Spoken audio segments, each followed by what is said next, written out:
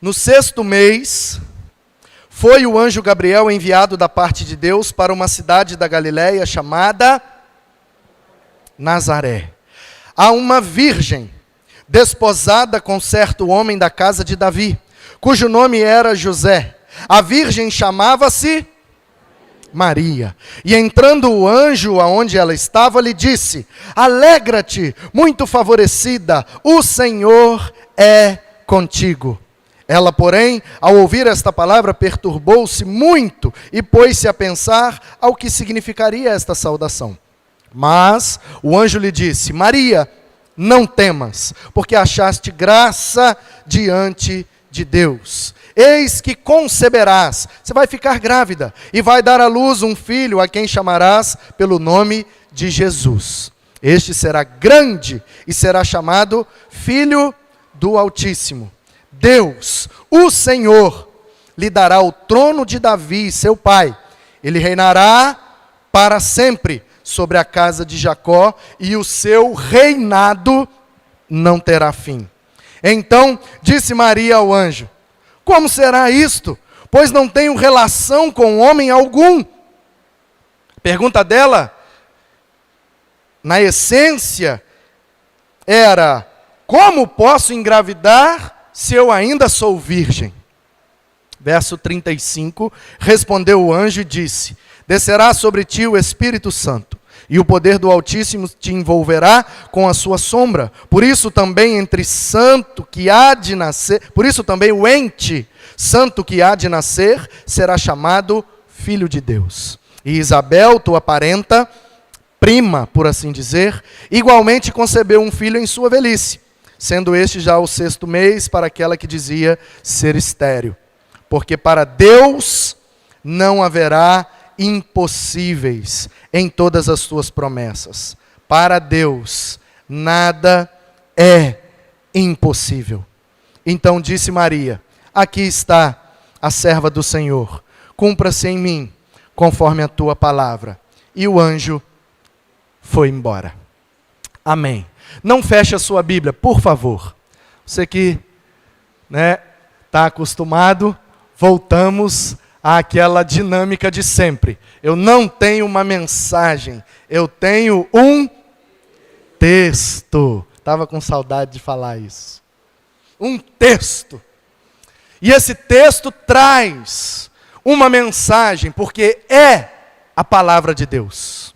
Eu creio, irmãos, creio piamente e plenamente que este livro que você e eu temos nas mãos é a palavra de Deus, infalível, imutável, imarcessível, palavra que não perde o sentido, nem lógica, muito menos sua eficácia nas nossas vidas. Palavra de Deus que transformou a minha e a sua história. Eu louvo ao Senhor e dou glória a Deus pela sua palavra. Amém? Quando eu morava em Minas Gerais, eu era criança,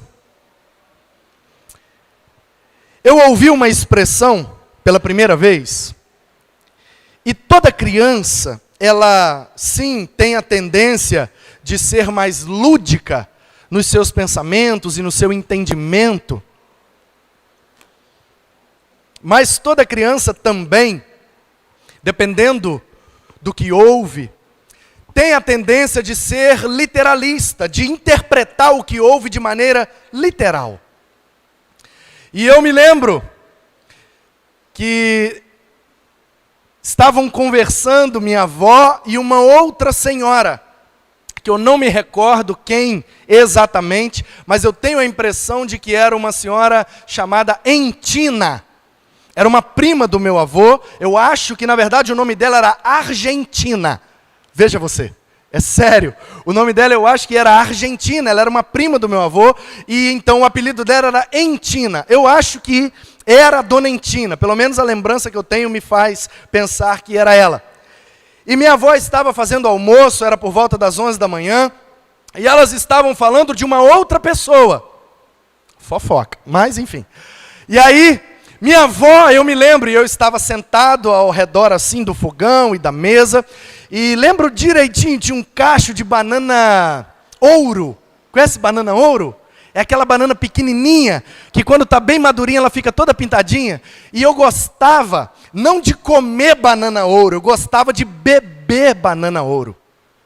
Como isso? Eu espremia. Acho que você talvez já tenha feito isso. Ela estava bem madurinha, eu espremia, botava na boca e fazia... E bebia uma banana ouro. E eu ficava ali em volta da penca, bebendo aquelas bananinhas e escutando minha avó. E foi a primeira vez que eu ouvi essa expressão e por isso marcou a minha memória. E eu lembro que elas estavam falando de uma senhora que era muito nariz empinado. Era muito metida, era muito, sabe? Desse jeito aí mesmo que você imaginou. E minha avó falou uma expressão sobre aquela mulher. Que ela era muito chechelenta, que ela não comia qualquer coisa, que ela não usava qualquer roupa, que ela não frequentava qualquer lugar, que ela não conversava com qualquer pessoa. Parecia que ela tinha um negócio na barriga. O que é que ela tinha na barriga? O rei na barriga. Essa é uma expressão. Fulano parece ter o rei na barriga. Uma pessoa desse tipo que eu acabei de demonstrar. Nariz empinado, né? Cheia de não me toques. Tem o rei na barriga. E quando eu ouvi aquilo, criança, eu interpretei aquilo literalmente e eu pensei, caramba, um rei. E aí a figura do rei que veio na minha mente é aquele senhor, né? Bem frondoso, com aquele cetro, uma grande coroa, assentado num trono, e eu imaginei aquele rei na barriga daquela senhora. E eu falei, deve ser muito barriguda. Porque para ter um rei lá dentro, haja barriga. E depois eu fui crescendo e aprendi que aquilo era uma expressão metafórica que significava uma pessoa, né, desse jeito assim mais esquisita. Então, lendo esse texto, o anjo disse para Maria que ela ia ficar grávida. E o ente, o menino que estaria na barriga dela, seria o rei. E o seu reinado não teria fim. Que ele seria da casa de Davi. E que seria um rei segundo o coração de Deus, não como Davi, que pecou e falhou diante do Senhor, mas um rei perfeito, um rei eterno, um rei transcendente, imanente, um rei que senta no trono do universo, mas também senta no trono dos nossos corações. O Rei Jesus. E aí eu concluí uma coisa. Tem uma pessoa na história da humanidade que pode dizer que tinha o rei na barriga.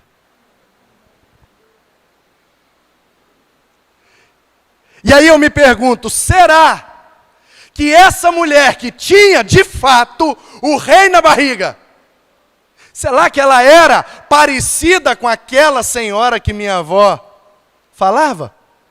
Será que ela era nariz empinado? Será que ela era chechelenta? Será que ela não comia qualquer comida, não usava qualquer roupa, ou não conversava com qualquer pessoa? Como era essa mulher? Quais são as características dessa mulher que de fato tem o rei na barriga? E o texto me mostra algumas características muito importantes que eu tiro para a minha vida e gostaria que você também tirasse para a sua, como lições de vida. O modelo e a base das nossas vidas é Jesus Cristo. Mas várias pessoas na Bíblia, inclusive Maria, podem nos dar dicas, podem nos aconselhar e servir de exemplo para mim e para você, para sermos servos agradáveis a Deus. Então eu quero extrair algumas lições da vida dessa menina, que aqui era ainda uma adolescente. Ela estava prometida em casamento ao José, mas ainda não havia se casado. E se você conhece um pouco de cultura, você sabe que lá no Oriente Médio, lá na Palestina, lá na cultura e no lugar onde essa menina vivia, elas não se casavam com muita idade. Geralmente se casavam por volta dos 14, 15 anos no máximo.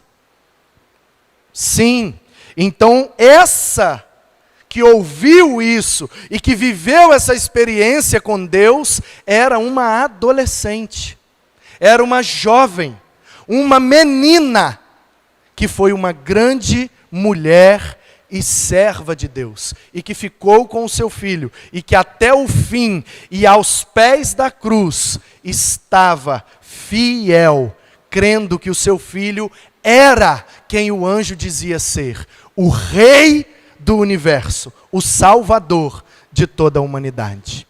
Então quero perguntar ao texto e receber as respostas junto com você. E a primeira coisa que eu percebo na vida desta menina é que ela era pura. Ela era virgem. Ela não tinha ainda se deitado com nenhum homem, ainda não tinha tido nenhuma relação, e ela se mantinha pura. E eu, olhando para isso, percebo que devemos extrair lições espirituais. Então, se você tem a idade dessa menina, e a mesma situação civil dessa menina, se você ainda é uma adolescente, uma jovem, um adolescente, um jovem, ou ainda é solteiro e está aguardando o seu casamento, que tal você olhar para a vida dela e se manter puro, pura como ela também? Fica a dica. Agora, se você já é casado, se você já passou e mudou o seu estado civil, como é que você pode extrair essa lição para a sua vida? Existem várias maneiras de se manter puros, não somente em termos de relacionamento conjugal. Nós, quando pagamos nossas contas em dia, quando pagamos nossos impostos, quando não aceitamos nada que é ilegal, nada que seja errado contra a lei, ainda que vá nos beneficiar, nós não queremos nos contaminar com as impurezas deste mundo. É possível, num mundo corrompido, num mundo caído, completamente pecaminoso, eu creio, irmãos, é possível sermos servos puros diante de Deus. E eu quero te convidar então a uma vida de pureza. Quero te convidar a uma vida de abstinência. Não nos abstermos, como disse João Crisóstomo, pregando um sermão sobre jejum. Ele disse: de que adianta nos abstermos de aves, carnes e peixes, mas devorarmos os nossos irmãos com as nossas línguas? De que adianta nos abstermos de frequentar determinados lugares, mas nossa mente estar completamente poluída com pensamentos pecaminosos? E ele conclui o seu sermão dizendo: rogo a Deus, pelas suas misericórdias, que nos permita fazer o verdadeiro jejum que agrada a Deus, que não é a abstinência daquilo que se vê, daquilo que se pega, daquilo que se veste, se come, mas daquilo que se olha, daquilo que se fala e daquilo que se pensa. Esse é o verdadeiro jejum, nos mantermos espiritualmente puros. Em segundo lugar, eu vejo que essa menina tinha uma característica, e o texto diz que ela foi alcançada pela graça de Deus. O verso de número 28 diz: alegra-te. Entrando o anjo, disse a ela: alegra-te, muito favorecida. Numa outra versão diz: agraciada. A graça de Deus alcançou essa menina. Ela foi alcançada pela graça de Deus. Então o anjo disse a ela: alegra-te. Ei, a graça de Deus te alcançou. Você foi criado por Deus, perdoado por Deus, e a salvação do Senhor, pela sua graça, está disponível para você. A graça de Deus te alcançou, então, por favor, alegra-te. Bota um sorriso nesse rosto. Ah, pastor, mas está difícil. Ah, a crise. Ah, o calor. Ah, e daí? A graça de Deus está derramada sobre nós. Nós temos sido muito abençoados. Temos tido muita proteção, providência, presença. Tudo que o Senhor disponibilizou para nós pela sua graça tem nos alcançado dia após dia. Não há motivos para viver de cara amarrada. Passamos por dificuldades? Sim. Temos lutas? Sim. Enfermidades? Sim. Mas temos grandes oportunidades de testemunhar do Senhor, embora em meio às aflições deste mundo, passar por todas elas com um sorriso no rosto. E quando te perguntarem qual o motivo do seu sorriso, você diz: é porque o rei da barriga daquela menina também está sentado no meu coração. Jesus é o motivo da nossa alegria. O sorriso que está nos nossos lábios tem um nome, e o nome é Jesus, o Rei dos Reis, Senhor dos Senhores, meu dono, minha paixão, meu motivo, minha canção, meu Senhor, meu Deus, o meu Rei. Ele está no controle da minha história de vida. Não há o que temer. Sendo Ele o meu pastor, nada me faltará. Estando Ele em mim, tudo posso, porque Ele me fortalece. Então essa menina era pura, essa menina era agraciada, e essa menina era, em terceiro lugar, uma menina crente. Fé. Ela tinha pureza, ela tinha alegria e ela tinha fé.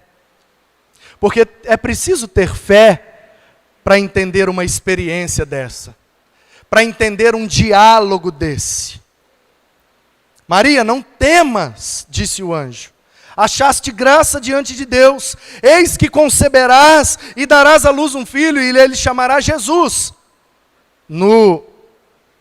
Na língua desta menina, provavelmente o que o anjo disse foi Yeshua, ou Yahushua, que significa o Salvador. É o mesmo nome de Josué, por exemplo, ou Oséias. É o mesmo nome no original.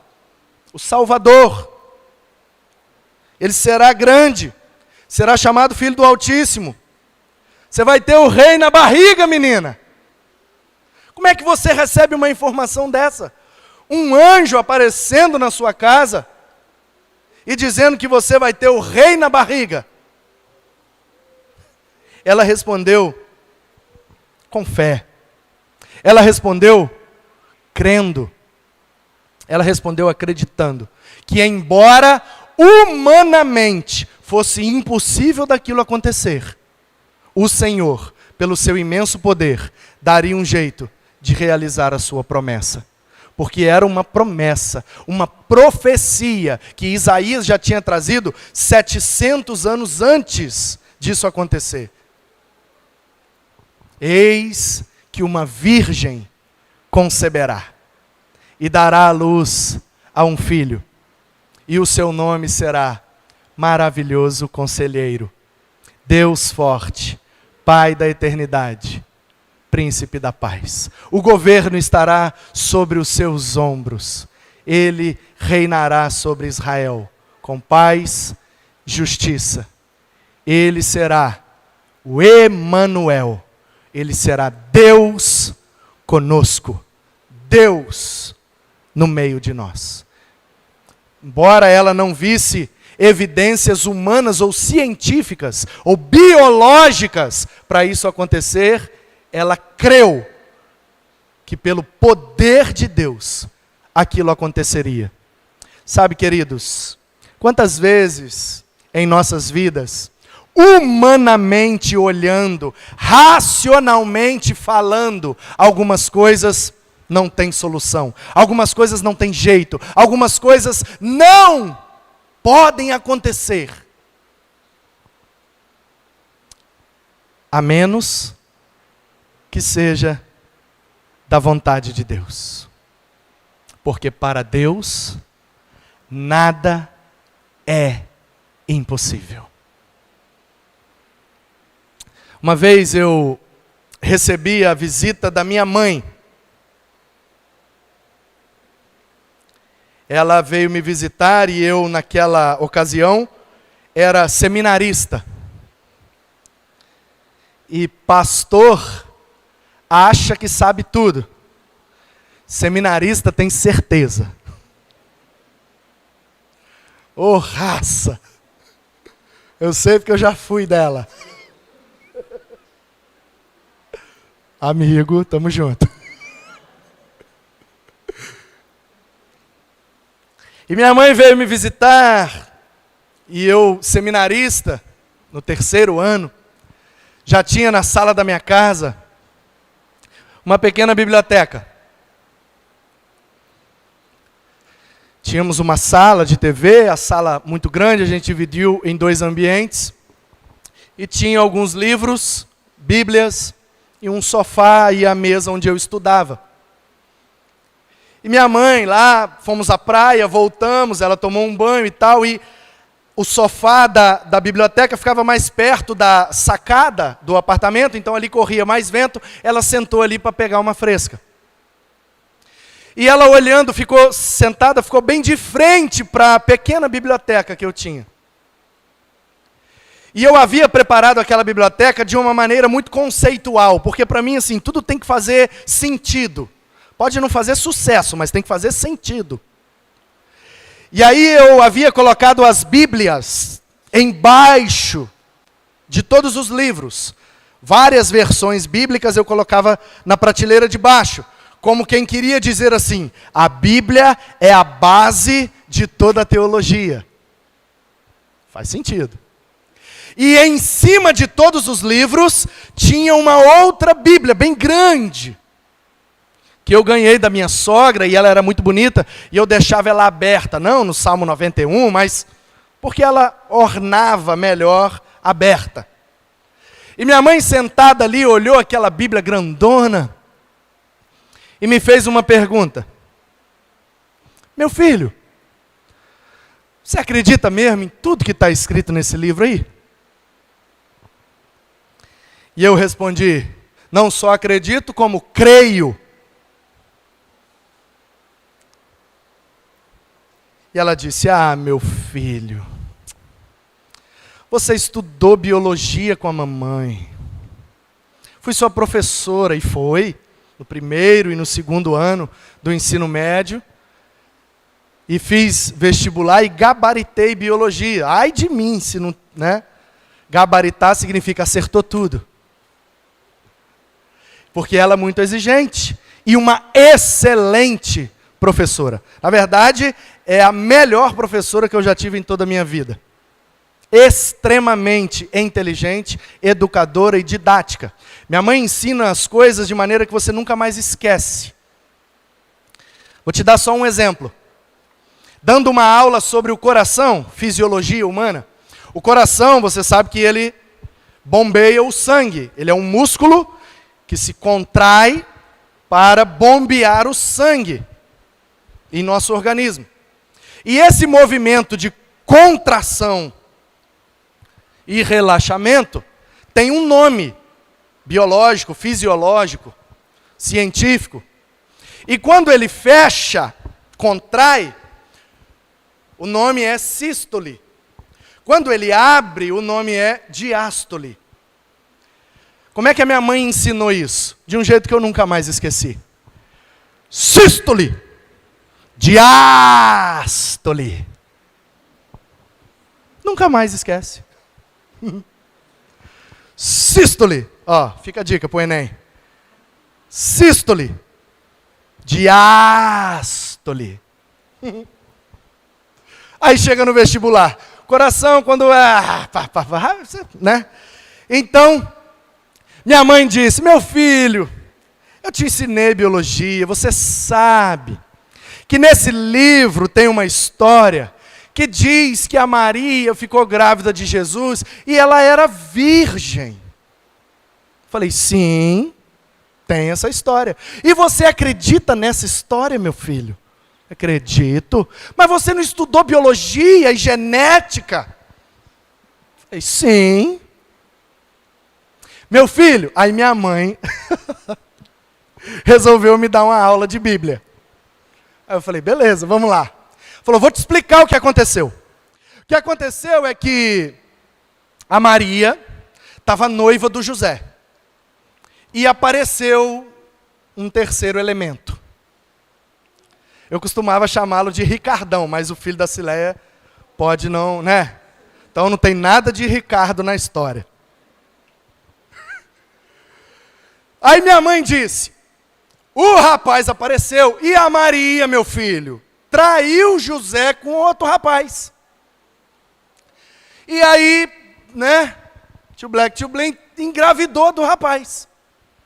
Mas ela estava noiva do José. E você sabe, ó, que ela, cometendo o adultério, naquele tempo, na lei de Moisés, ela morreria apedrejada. Falei, sim, verdade. Então, o que aconteceu? O José, que era um homem bom, ô meu filho, olha como é que ele é, por isso que ele é o São José.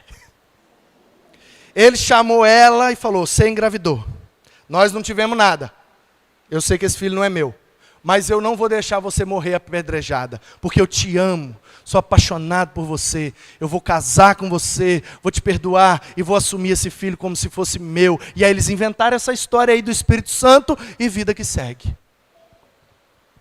Falei, gente, né?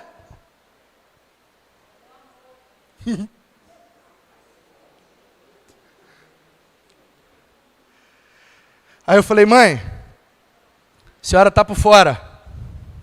Essa não é a parte mais difícil de acreditar da Bíblia não, mãe. Aí ela, o quê? Eu falei, a senhora está por fora. Conta uma história, mãe, de um profeta. Um era o mestre e o outro era o aluno. O aluno era careca. O mestre era cabeludo. Os dois estavam andando juntos. E o aluno careca virou para o mestre cabeludo e falou assim, aí, mestre, você é top, hein, velho? Aí o mestre falou, que isso, cara? Nem tanto, não, você é top. Mas eu quero ser 2 vezes mais top que você. Aí o mestre, rapaz, quer mais nada não? É, ué.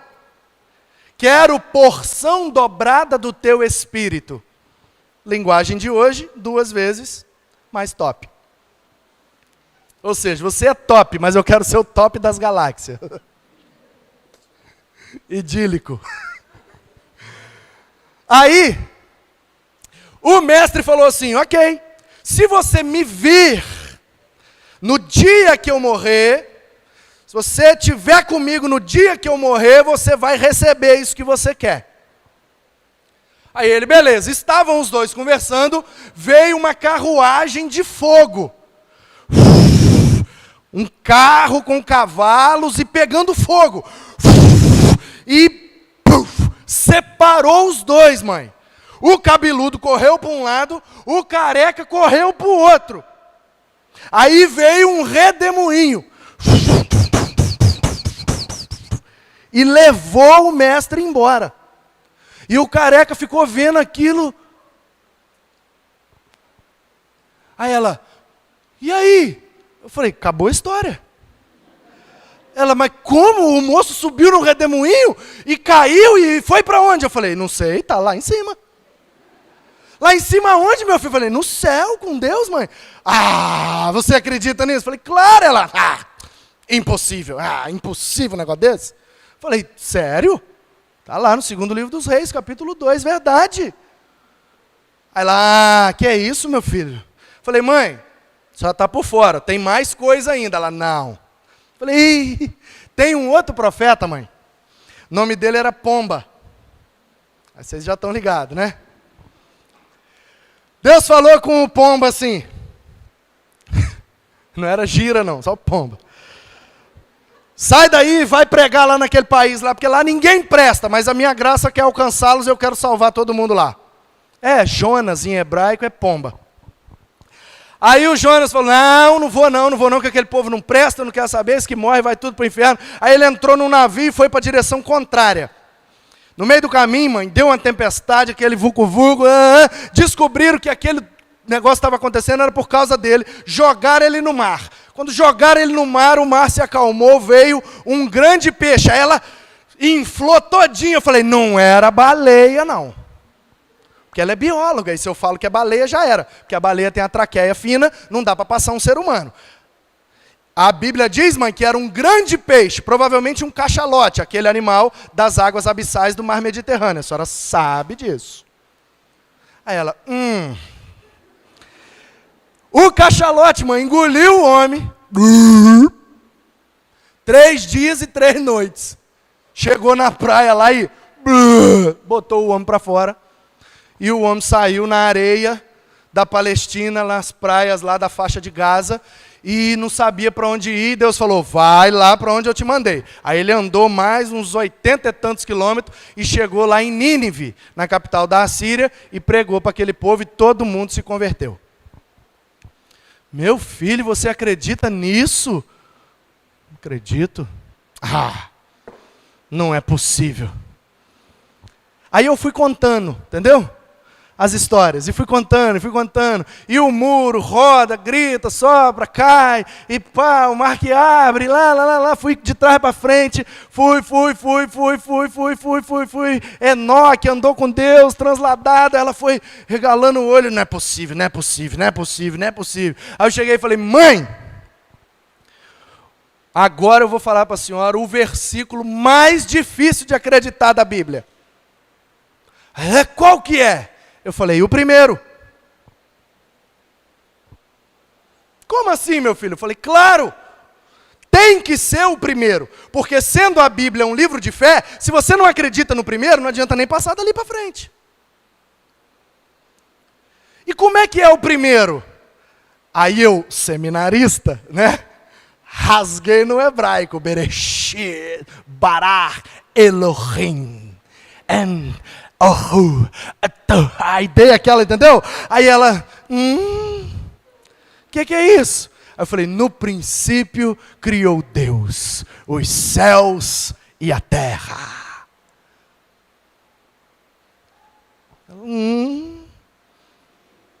Nesse eu acredito. Eu falei, é? Claro, meu filho, não sou ateia, nem à toa. Qual que é o feminino de ateu? Devia ser à toa, né? Aí eu falei, então, a senhora acredita que Deus criou o céu e a terra? Aí ela falou, acredito. Eu falei, então me responde.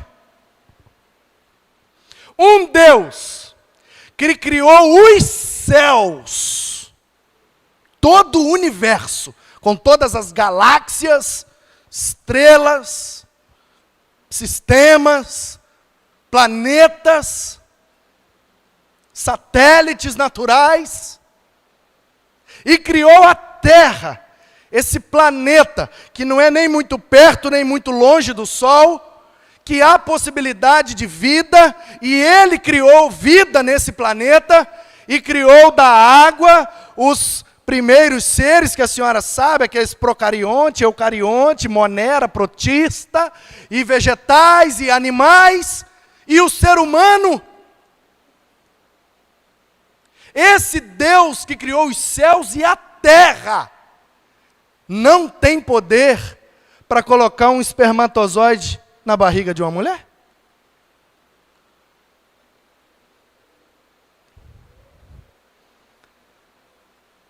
O que é um espermatozoide, mãe? diante dos céus e a terra.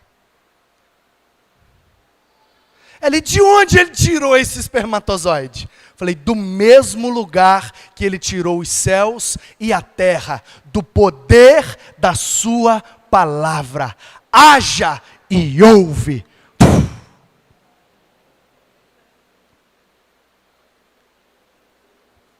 A senhora falou de uma história, de uma virgem que engravidou, e acha que isso é impossível de acontecer. Só que a senhora esqueceu de ler a história toda. Porque se a senhora lesse a história toda, lá no versículo 37 dessa história, diz que para Deus nada é impossível. Nada é impossível. Porque Deus é capaz de colocar numa menina serva e humilde, transformá-la numa moça com rei na barriga, sem perder a sua humildade, sem perder a sua obediência, sem perder as bênçãos que o Senhor tinha para ela. Então, se você quer viver como quem tem o rei na barriga, viva como essa mulher. Seja como ela. Seja alegre, seja puro, tenha uma vida de pureza, tenha uma vida de alegria, tenha uma vida de fé. E se abra para as experiências que Deus tem para a sua vida. E você vai começar a experimentar os impossíveis se realizando na sua história. E aí, qual é a sua resposta nesta noite? Diante dessa verdade, como você responde? O meu conselho para você é que você responda da mesma forma que ela respondeu. E no verso de número 38, diz que Maria respondeu assim: aqui está a serva do Senhor, se cumpra em mim, conforme a tua palavra.